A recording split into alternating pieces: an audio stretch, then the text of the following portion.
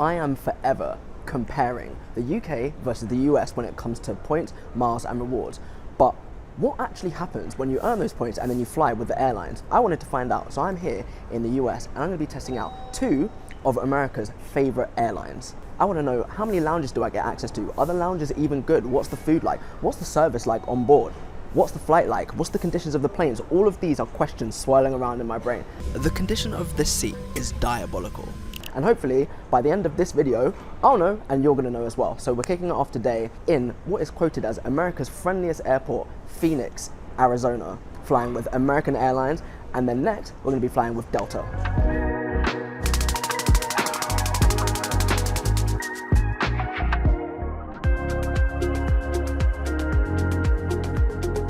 First things first, check-in. Now, check-in can be one of those experiences that doesn't really matter that much, but it can actually make or break a flight. If check-in is chaos, if the flight's full and you want me to move my bags, I've been thrown off a flight, not because of bad behavior, because the flight was overbooked at this point. So this can really make or break. The experience sets up the tone for the rest of the day. Seems pretty conclusive at this point that all airlines have moved towards you putting your own bag tags on, which is kind of great and efficient, but also I'm not very good at it, so I don't know how I feel. Oops.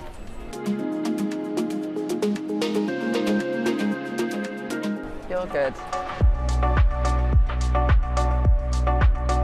Security was a breeze. I feel like a lot more airports are starting to have those scanners that just scan everything. It makes life so much easier. Now, a little birdie told me that there is an Amex Centurion lounge around the B gates. We're departing from the A gates, which is that way. However, we got plenty of time. One thing I'm noticing a lot about American airports, and that I pretty much know anyway, so many of the airports have Centurion lounges. So if you have an Amex Platinum card, you have access to all the Priority Pass lounges, and there's always a Centurion lounge, and they're doing a lot to reduce the number of people that can be in those lounges. So, hopefully it's looking good. But what's the point of having a Centurion lounge if the food isn't good and the views aren't good? So let's see.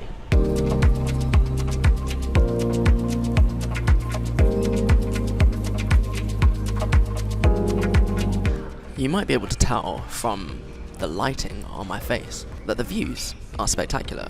There's windows around almost the whole lounge. There's like one wall that doesn't have windows, and that makes for some incredible runway views.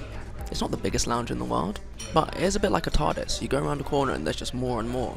The bar looks nice, the food selection is pretty good. I'm not going to get anything because it is 11 o'clock and there is lunch food out, but it looks pretty high quality, and they've got a list of all the chefs on the side. The Wi-Fi in this lounge is also rapid. It's like 200 meg download. Now, for public Wi-Fi, I have 0 complaints.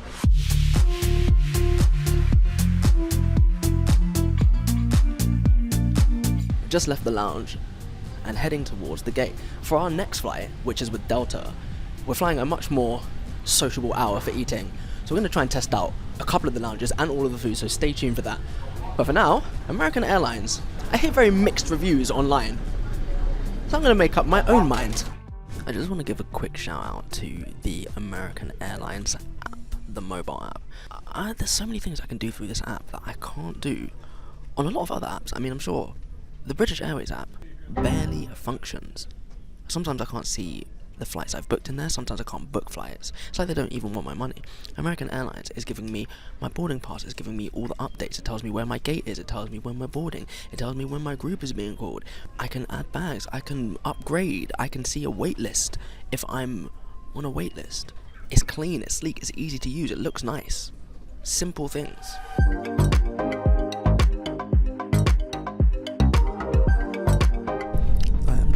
To announce that we have pushed back a full 5 minutes early. That is potentially where my delight ends. Once we've taken off, I'll fill you in.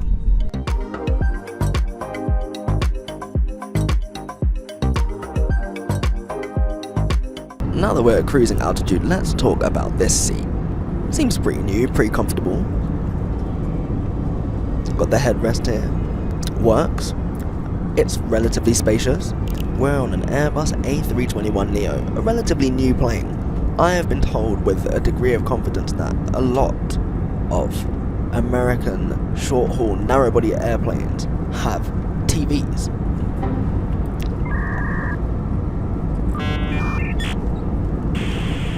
There's no TV. There is, however, free Wi-Fi, which has entertainment within it. And the Wi-Fi is free for everybody who is an Advantage member, which you just have to sign up. I'm already signed up, so I've got free Wi-Fi for the whole flight. It's pretty good. There's TV shows on there. I can obviously watch my own stuff as well. And the seat has a holder for my phone and tablet, so I don't have to find a weird angle to try and watch my shows at with my neck like this the whole flight. The service has started quickly. It's been 25 minutes maybe. I'm in the middle of the plane, and they are basically here. I wish I could say I was more excited about that, but the menu... yeah, let's have a look at it. This menu is giving low-cost airline, not one of 3 major carriers in one of, if not the most powerful and richest countries in the world. It's kind of disappointing. There's no hot food options. There's basically one sandwich. So I guess I'll just stare out the window, which, to be honest, looks quite nice. Admittedly, the selection of drinks is fairly decent, and we have been given some free mini pretzels, which I guess is something. The thing is, when I open the tray table to try the pretzels, the table's not very clean. And I guess this is one of the consequences of the fact that air travel in the US is such a common thing. Driving takes a long time. It's a huge country. There's no high-speed rail. Getting a train across the country takes 5-6 days. People take planes like you take buses in other parts of the world. It can be a daily thing, it can be a weekly thing. It's a very common thing. It's a very common way to get around, and because of that, the turnaround, I imagine, is quite short. I don't know what the average is. I'll put some stats here. The average turnaround of the US for planes versus, let's say, Europe or some leading countries in the world. I imagine they don't get a lot of time to clean, and it shows. I guess this isn't this surprising because this is a one-world airline, but it is a remarkably similar experience to British Airways, aside from, as I mentioned, the app and the amount of lounges available. No frills, pretzels, free drinks, well, a few free drinks included. Not much more to report, but I hear that Delta is the people's favourite, so I'm hoping it gets better than this.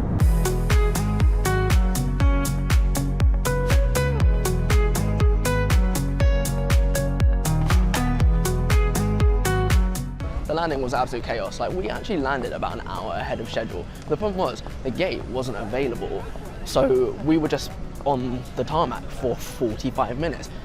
I saw loads of other American Airlines flights landing during that time, and then they were stuck next to us, and then they went off to gates. I don't know if they could have rejigged. I don't know whose fault this is. Is it the airport's fault? Is it the airline's fault? Either way, us arriving early became actually irrelevant because we're now late. All in all, yeah, the experience was just a bit meh. Like, there were some good parts. I talked about them, and I feel like the onboard offering was kind of just poor. Poor is maybe a bit harsh. I'm hoping to see more from America's favorite airline. Let's get to Seattle. The next scene of this vlog should have been the Delta flight in Seattle, but it has been 3 hours since we landed, and we're still in the airport. When we landed, there was a delay because the gate that we were supposed to be on was occupied. Now, we've been waiting 2 hours for bags.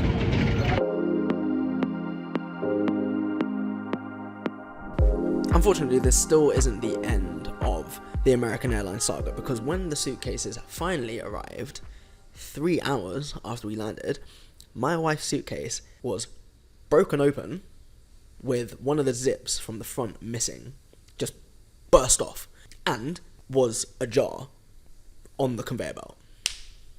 This has turned from a mid-experience into one of the less favourable flying experiences I've ever had. But I have hope. I have hope.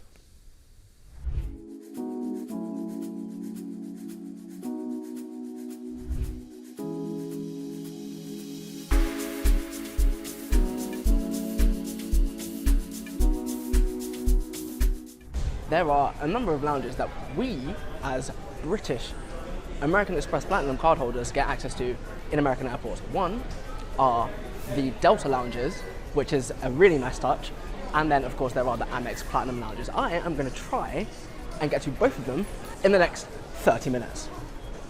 Let's see if that can be achieved. The Amex Centurion lounge has a wait list.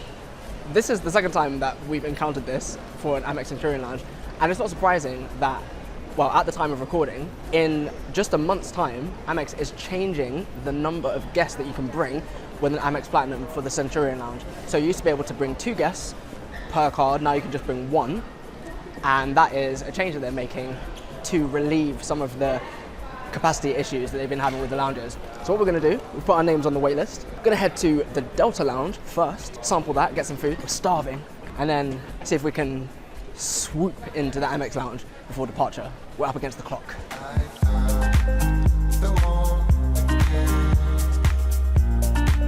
Your boy has made it into the Sky Club lounge, and it is nice. Floor to ceiling windows, great views of the runway, great views of the planes. The selection of things so far, something else. Let me give you a quick rundown.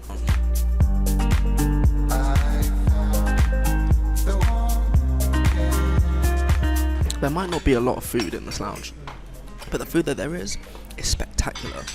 Your boy got beef bourguignon. Oh my gosh, what are we talking about? But now I'm absolutely housing it because we've been here for 5 minutes and I got an email from Amex saying you have 10 minutes to get back to the Centurion lounge, otherwise we're giving away your spot. What do you mean?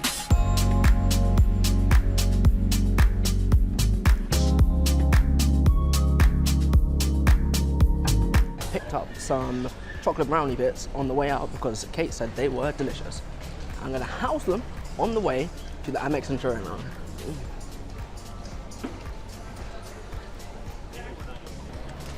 Okay, Delta, imagine getting access to the BA lounge with an Amex Platinum card.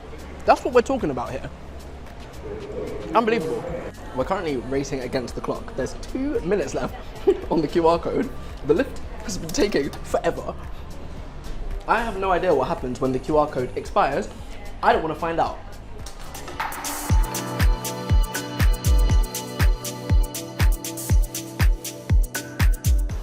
We made it into the lounge with 30 seconds to spare on the QR code. The QR code literally says if you can't check in before the QR code expires, you'll have to re-queue. I'm not trying to re-queue, we don't have time for that. Anyway, your boy has more food. You might be looking at this plate thinking, hey Jordan, what kind of plate is that? This is the plate of someone who has gone to 2 lounges in the last half an hour and is trying to try the best bits. I got a smoked salmon soup. It's got coconut milk in it. I got a fiery ginger shot. I've got habanero in it. I got some chicken thigh. I got some butter soy vegetables. And it's all delicious.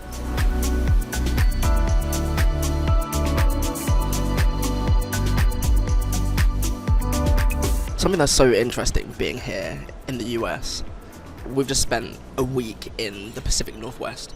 And during that time, we went to the Boeing factory, the Everett factory. It's actually the largest building in the world by cubic volume. And obviously because of the proximity to Boeing and the fact that Boeing is an American company, there's Boeings everywhere. And sitting here, looking out of the window, I would say like 50, 60, 70% of the planes that I can see taxiing, boarding, taking off are Boeing 737 MAX 8s, which is just mad because in the UK, Ryanair is the biggest champion of that plane. They have hundreds on order and in delivery. But to say that a plane that was once banned from the skies is now one of the only planes I can see. There's 15 planes in front of me.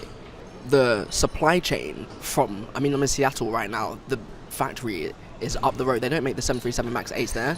They make them, I believe, at the another factory, I'm going to put it on the screen, I can't remember the name. But even still, it's fascinating to see.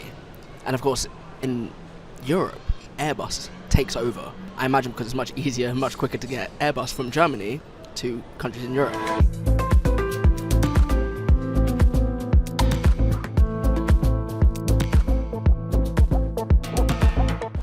few lounges, 30 minutes, a lot of food consumed, and to be honest, I'm really impressed. If you think about the fact that if you're flying economy, which we are, in the UK, and you have an Amex Platinum, you have access to the Amex Centurion lounge, which is one lounge in one terminal of one airport in the whole country. And then you have access to all of the priority pass lounges, which, let's face it, are getting extremely busy lately because a lot of people, thankfully, are realizing the power of points and miles.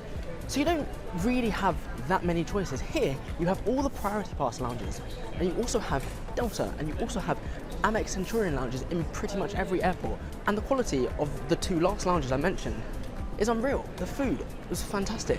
The bar selection, the environment, the views, both floor to ceiling windows, views of the runway. I get it, the culture of points and miles here is deep, it runs deep. Anyway, now we're on the way to the flight, which is the most important part, to see if there's any differences between this and American Airlines, and of course, how that compares with some of Europe's best. It's quite unbelievable, but as we were walking over to our gate, there's actually another Delta lounge right next to the gate that we could have gone to. The amount of lounges that are available is actually insane, and like I said, these are not even the priority pass lounges. Anyway, someone said the other day that getting a flight in the US is like getting a bus anywhere else. I didn't quite get it, but I really understand it. Here's the thing, if you ever look at a flight map showing all of the planes in the sky in the US airspace at any given moment during the day, it is wild. There are so many flights, and because of that, the turnaround is rapid, which means there's not really a lot of margin, and I imagine delays are pretty common. Our flight is delayed at the moment. It's supposed to be taking off in 5 minutes. As you can see, that's not going to happen. I'll be interested to see how long the delay actually is, and also let me know in the comments if you know how common delays are in the US with domestic flights.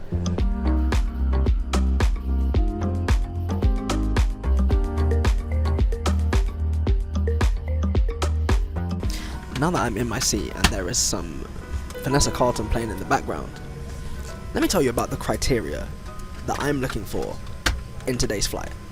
I want to know about the food and beverage situation. What's included? Is anything included? If anything is not included, how much is it going to cost me, and what can I even buy? What's the entertainment like? Is there any entertainment? How clean is the cabin? How comfortable is it? What's the service like? What are the bathrooms like? And overall, how is the flight? Are we going to arrive on time? Highly unlikely at this point. And of course, the Wi-Fi. Before we even take off, I want to talk about the cleanliness. The condition of this seat is diabolical. There's crumbs all over the table. Someone's Starbucks coffee cup is underneath my seat.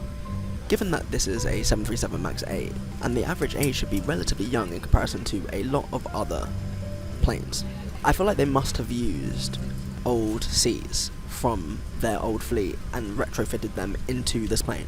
They're afraid. I don't normally look for dirt. I'm not even looking for dirt. The dirt's finding me.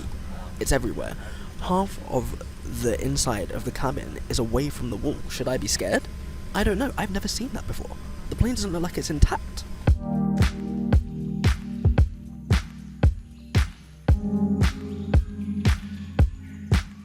Now that we are in the air, let's talk about the most immediate and noticeable difference. I have a TV. I have a television in front of me. This isn't new technology by any means. However, when you are flying short haul in Europe, I've flown with a lot of European airlines. I can't name a single one that has TVs in the back of the seats. Now, the entertainment system is pretty impressive. I scanned the QR code, it logged me straight into my Delta account, wished me a belated happy birthday, and proceeded to ask me if I wanted to personalize my experience for my next flight. I can watch YouTube, I can watch movies, I can watch TV, and then there's the Wi-Fi. I connected to the Wi-Fi on the ground. The Wi-Fi was free because I have a Delta Sky Miles account. That's it. I don't have status with them at all. It's free, it's fast. I'm watching YouTube at 35,000 feet for free. The entertainment, this is a 2-hour, 30-minute flight. We are an hour behind schedule, but I'm entertained.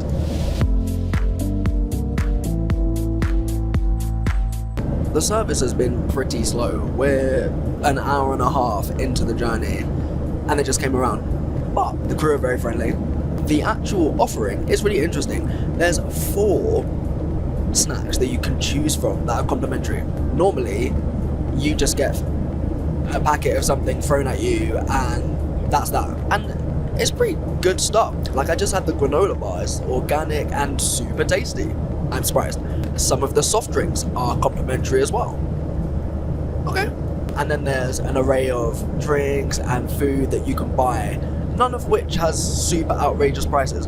I haven't really seen any hot food. There is a chicken salad sandwich, which is, the sandwich is a croissant.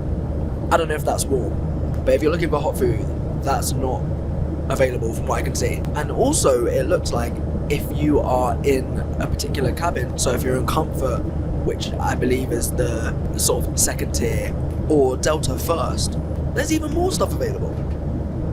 Not bad. I said I would review the bathroom, and here I am. This might be an extremely random comment, but I can't get over how well stocked it is in here. Also, it's really clean. EasyJet could never. Not that that's even a comparison. Overall, I was pretty impressed by Delta. The experience definitely felt like more than just a transaction. American Airlines, not so much. But seeing the US points and miles world makes me feel like there's more potential in the UK. Let me know what you think of both, and don't forget to subscribe for more. Safe.